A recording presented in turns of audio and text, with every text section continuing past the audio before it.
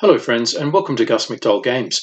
My name is Nick McDowell and today we're continuing the NATO campaign in Naval War Arctic Circle with the second tutorial mission in which we will cover the basics of anti-submarine warfare in Naval War Arctic Circle. Naval War Arctic Circle is based on a hypothetical Great Arctic War set in 2030 and largely fought in the North Atlantic, Arctic, Baltic and the North Sea.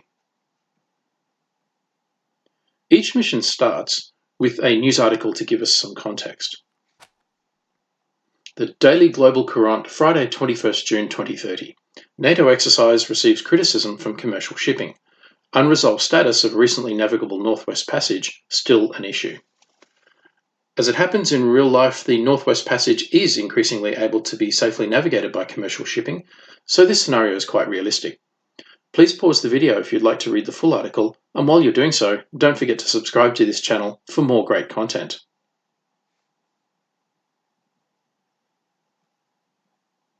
Okay, Tutorial 2, Anti-Submarine Warfare. In this exercise, you will use land and sea-based aircraft to search for and engage enemy submarines. Locate and sink at least one enemy submarine. Okay, and the hint is open the flight deck on one of your frigates and launch a helicopter, select the helicopter, cue it, and then right-click on the map where you want it to navigate. And the objective is on the top right of the screen, launch a helicopter from your frigate. But first we're going to have a look, quick zoom out to see if there's no other units, and then into Andøya Airport. Okay, this is Andøya Airport in northern Norway. And the sun, as always, is to the north. So we'll open the flight deck, and we have here a Boeing P-8A Poseidon multi-mission maritime aircraft in an anti-submarine warfare profile. It's ready to launch, and we have two of them, and we also have two F-35A Lightning IIs in an air superiority mission profile. So two of them, and we'll take one of them and put it to medium height and right-click on the map and drag and draw a rectangle around Andøya Airport where we want it to go. So we'll click and drag and drop, and this will launch the F-35. There we go. Launching on a combat air patrol, and you can see it launching there. And here is the F-35 rising out of Andøya Airport. You can see beneath it the terrain which is modelled in the game.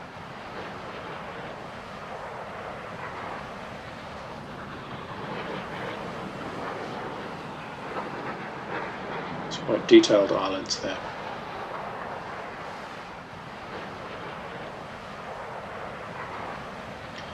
So Andøya Airport doesn't only host the F-35s, it also, as we can see, has the Boeing P-8 Poseidon. So we'll take one of them, put it into a low elevation, and I want to launch this on an anti-submarine warfare patrol somewhere to the southwest of the frigates that are indicated here. So again, we'll right-click, drag and drop a rectangle, and that sets a movement box for the Poseidon. You can see on the top right above the flight panel it's queued to launch, and there you can see it launching right now. So we'll track the Poseidon as it launches from Andøya Airport. And narrowly avoiding terrain, I think. Yep, there we go. And you can see that terrain is modelled quite well in Naval War Arctic Circle. It's got good terrain elevations. However, the game is a little let down, I think, by the quality of the graphics skins, and you can see obviously the green and brown skins here don't always give you the greatest sense of the terrain, and also the P-8 Poseidon, for example, doesn't have any national livery indicating its national service. So they could have made some improvements, I think, to the skins of the models and also to the game. But you see this beautiful view here of the Norwegian cliffs and the fjords behind the Poseidon. Shows the real potential this game has.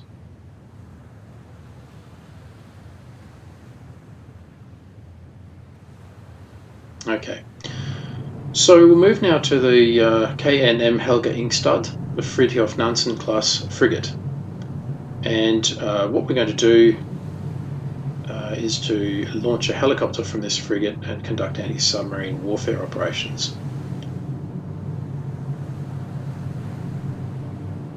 First, what we might do though is have a look at the sensors. It's got an AN/SPY-1F radar with a 216 nautical mile range. So we'll go ahead and activate that. It also has a Spherion MRS 2000 sonar with a 4 nautical mile range for submarines, so obviously we'll activate that because we're on an anti-submarine warfare patrol, and a Captas Mark II V1 towed array sonar with a 12 nautical mile range, and again we will definitely want to activate that sensor and also deploy it, because that's our main means of detecting the submarine from the vessel. Now next we open the flight panel and we'll take the NH Industries NH90 in an anti-submarine warfare flight profile. It has 3 Stingrays, 14 DCAS sonobuoys, as well as flares and chaff. So we'll put that in the queue and launch that again by right-clicking on the map and drawing a rectangle. So the hint says, with the helicopter selected, go to the Special Orders panel. You'll find the aircraft is equipped with sonobuoys. With this selected, press and hold the right mouse button, drawing out a rectangle where you want to conduct the submarine search, in this case in a narrow area around the marker on the map. You can also drop individual sonobuoys at a specific position by right-clicking that map position. So there's no marker on the map, so we'll have to just infer that, and you can see the helicopter taking off now from the Fridtjof Nansen class frigate. This is the NH90, the naval helicopter. There is also an MRH90 or multi-role helicopter variant, and there are a number of differences between them. The naval helicopter has been optimized for maritime conditions, and it has to cope with things like, for example, so what we'll do is we'll activate the sensors, Thales MRR sensor, a dipping sonar, which we will use later, but not quite yet, and the ESM system, the AN/ALQ 142 ESM system, is already active with a range of 216 nautical miles to detect air targets. But as I was saying, optimizing the helicopter for naval conditions includes, for example, the risks of salt rust. Okay, so we've got 14 DCAS sonobuoys, and the hint was to right-click and drag a rectangle where we want the helicopter to deploy those sonobuoys, and the helicopter we now see is moving to that location. So we'll now go and have another look at how the Poseidon is tracking. The Poseidon has 11 Mark 54 torpedoes, so you can see from that it's very capable of not only detecting subsurface contacts, but of also prosecuting those contacts. And with 11 torpedoes, you can afford a few misses. The hint is, if you haven't already done so, consider increasing time compression in the game. So okay, we'll do that. Increase to 10 times time compression, and this is the KNM Otto Sverdrup, another Fridtjof Nansen class frigate, and activate the sensors on this frigate as well. We'll do that pretty quickly because we've got time compressed. Okay, there we go. And back to the Helge Ingstad. I'm happy with the sensors are all going well.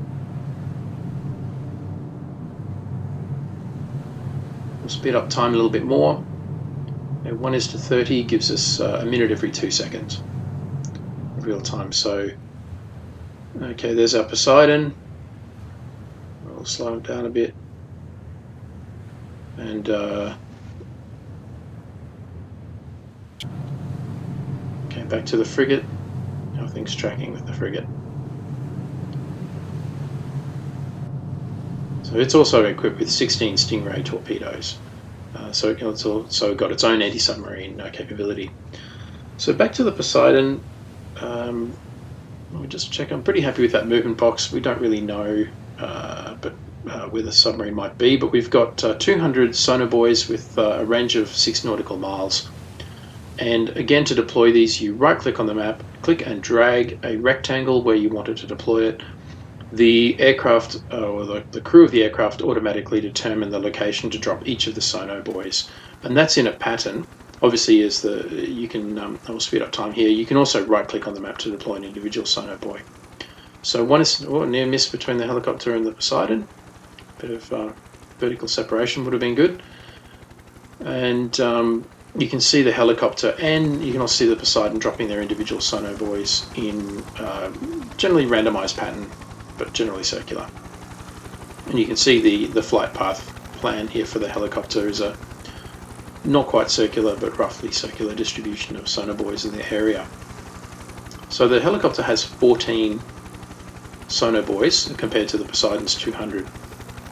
We'll speed up time a little bit, and this is what the sonobuoys look like in the game. It's sitting 50 meters below the surface of the ocean and just sitting there listening out for what it can hear. And you can see on the mini-map the dispersion pattern of the sonobuoys as they're being dropped. Okay, so this is the dispersion pattern, and you can see the P8 Poseidon now, it's expended almost half, or only, sorry, maybe a few of its sonobuoys there in a pattern. You can see that circular flight path, and that's automatically determined by the aircraft when you drag and drop your rectangle. That's the pattern, so that's what 200 sonobuoys will look like eventually, but I want to move it slightly to the south because I'm getting good coverage here but still haven't detected anything, and I don't really know where the submarine is in this scenario. We've only got a vague idea it's to the southwest of the frigates. So there we go. Having given it a new flight path, this is what its new dropping locations look like. And here's the helicopter. Yep, and it's almost deployed all of its decas. So what we'll do is to move it to the south to deploy its very final. So we'll do a single sonobuoy drop, and what we'll do is right-click on the map to indicate a location. There we go, to deploy a sonobuoys in an area. So this is a single deployment of a sonobuoy from the helicopter as opposed to the pattern. So if you want a pattern, right-click on the map and draw the rectangle. If you want to specify the placement of every individual sonobuoy, just simply right-click on the map. And there we go, it's deployed its final decas. Can't deploy any more sonobuoys out of ammunition, but that's fine. So we'll move it to the north-northeast, back towards the frigate. Obviously the helicopter also has its own sonar. So back to the Otto Sverdrup, also has an anti-submarine warfare helicopter. Let's slow down time and launch that helicopter. And we'll launch it here in a movement box, slightly to the southwest of the frigate. Going back up to Andoya Airport, you'll see the F-35 has run out of fuel and returned to base. If we look at how long it takes, time until ready is just under 25 minutes until it's refueled. So we'll put the other F-35 up in a combat air patrol. We'll put it at high altitude and create a big movement box around Andoya Airport. And you can see there it launches. And gets very high very quickly. And in the background, you can see the terrain in the islands that are modelled in the game. And this, I feel that it gives this game an element of depth, having that 3D aspect to it. A number of similar titles that do naval warfare and tactics, such as Harpoon or Command Modern Naval Air Operations, generally have the gameplay only in 2D. But one of the advantages of Naval War Arctic Circle, similar to titles like Jane's Fleet Command, is it does give you that 3D world that you can enjoy as well. It just adds another element of depth to the game. Okay, we'll just change its movement box. Speed up time, 1 minute per second now. It's 1:60 speed, so we're really... and you can see how this is a game of patience in anti-submarine warfare. A lot of time is going by. If we had other things happening in the battle space, this would be happening very slowly. Okay, so we've got one detection of an enemy submarine. To engage the enemy submarine, you first have to mark it as hostile foe, marked as red on the map. If the sub is not identified, you can do that manually in the information panel when you have the detection contact selected. Then choose your helicopter again and right-click on the submarine target to engage. You may have to repeat this process, as submarines may evade some of your torpedoes. There are additional aircraft, P8 Poseidons, on your airbase to the north, which we know because we've launched one of them and have one in reserve. So our new objective is to destroy at least one enemy submarine.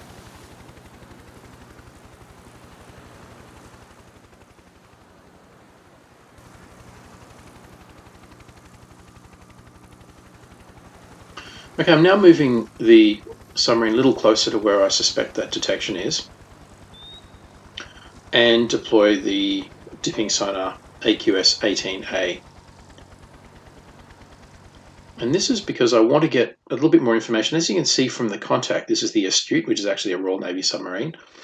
It has been detected by a decast sonobuoy from the Poseidon and not from the helicopter itself. So I want to firm up my target information using the helicopter. Okay, just checking the sonar. Yep, it's deployed. but we can't deploy deep because it hasn't finished deploying there. But I want to firm up the target data before launching, and that'll show in the bottom right-hand screen where it says detection reports. So this is the Astute, and you can see the detection reports still showing just that one single detection by the sonobuoy at 8:27. So it was a couple of minutes ago since our last detection, and it was creeping along at 5 kilometers an hour and 100 meters under the surface. So going back to our helicopter, just checking everything's okay, and the movement panel, yep, we've stopped it. It's low down, it's lowering itself down. We'll give it a slow movement order to move it a little bit closer to where we think that submarine might be. Now in the game, you can have your dipping sonar deployed and move, so it doesn't necessarily model retrieving a dipping sonar and then moving, so you kind of have to do that manually. Okay, but we are going to deploy it deep, why not? And you can see the helicopter's right down low on the surface, and we just want to see if we'll speed up time a bit to see if we can improve our target information. Now, if this was a tactical scenario where the submarine was close to surface vessels, I would probably just launch a torpedo, because that would force the submarine to react to that action and could spoil an attack they had prepared. So now we see the HMS Astute has been detected by the helicopter using its dipping sonar, which you can see on the bottom right screen detection reports. So it's time to launch a Stingray torpedo and bring the mission to a close. Okay, there's the Astute. We're launching, engaging the target, and we've launched 2 torpedoes at it. So that ought to cause it at this range a lot of issues. And there's the Stingray lightweight torpedo tracking 83 kilometers per hour, so somewhere short of 40 knots at 100 meters below the surface, and the Astute is hit.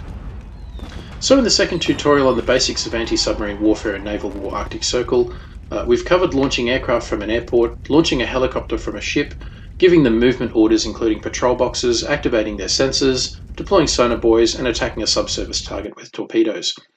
This brings our second tutorial mission to a close. In the next mission, we'll cover the basics of air operations in Naval War Arctic Circle. As always, thanks for watching. For more Naval War Arctic Circle content, check out the Jersey Blockade and NATO campaign playlists on our channel. If you enjoyed this video, don't forget to like, comment, subscribe and donate, and stay tuned for the next episode.